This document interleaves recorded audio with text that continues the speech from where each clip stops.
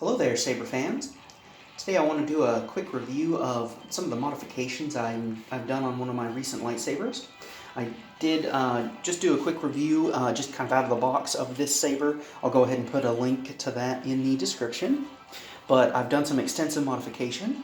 And I mentioned in my previous video some of the things that I was going to do. It turns out I couldn't really do it that way, but originally this had a couple of thumb screws here, and then I got these emitters,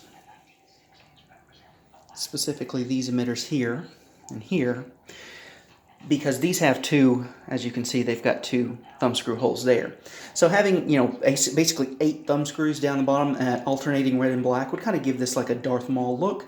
But what I found is when I tried to time these, and of course timing is just, how the emitter is angled. So you can notice that this is timed perfectly here. So these aren't either this way or that way.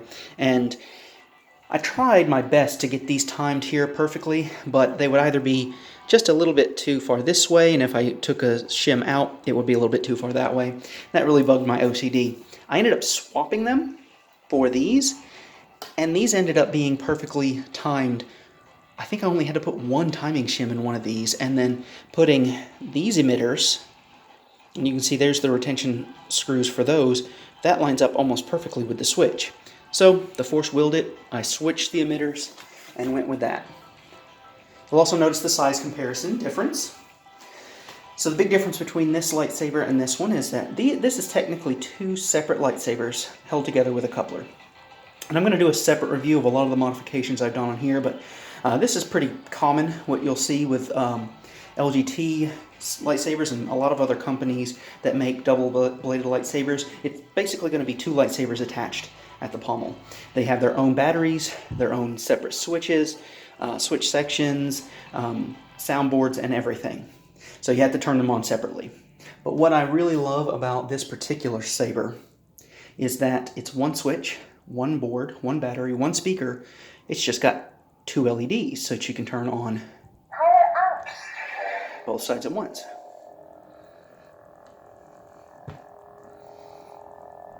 So I quite like that. You'll also notice that I do have quite a bit of this copper inlay. Now that used to be on this saber up here. And what I found was I actually had the copper tape all along the outer edges of this lightsaber rather than on this one that are just in the recesses. And the reason why I went with just the recesses, and I want to show you, this is actually the tape. And this tape goes on pretty well. You can barely see, there's the seam where the tape would actually come off, and you can barely see that seam. And even still, I live in Texas, it's kind of humid. Sometimes that tape would start to peel up, and then as I'm kind of handling it, it would peel. So on this saber, I've made sure to keep that only in the recessed areas, like right here and here. And I went ahead and super glued just that little top part. So even with the humidity, should not peel. But I think it makes a nice look, especially with these emitters.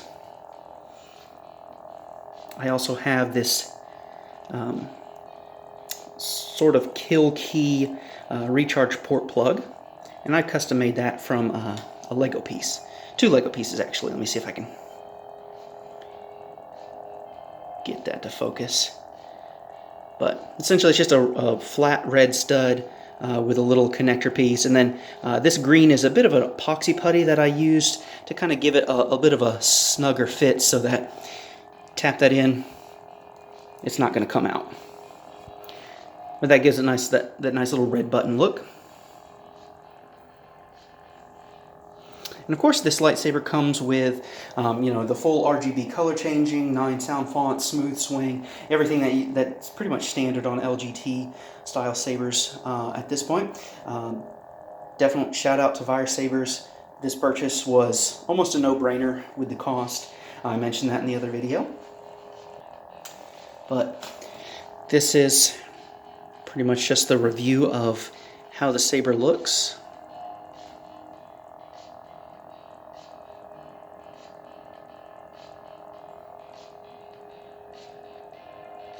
And I love these choke points, even though this is so well balanced. The balance point is, right here in the middle, of course, as you would imagine, since it's pretty evenly balanced. But sometimes if you want to take a smaller blade and put it on here and a full-size blade, you know, you can have your choke point up here or do that down here. So these VHC chokes are fantastic for that. And this is, of course, the Pax Emitter, also from Wire Sabers. So even though I didn't order these particular emitters with this saber, it all came from Wire Sabers. So shout out to them, and I hope you guys enjoy. May the Force be with you.